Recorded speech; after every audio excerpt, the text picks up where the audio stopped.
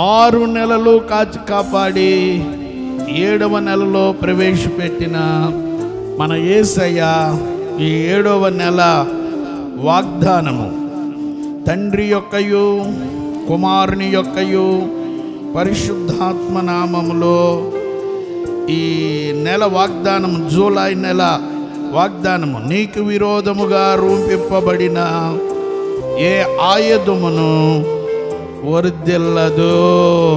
గట్టిగా చప్పట్లు కొట్టి ఆమేన్ చెప్పండి, గట్టిగా ఆమేన్.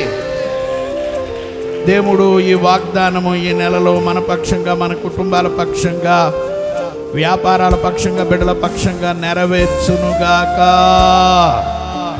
ఆమేన్.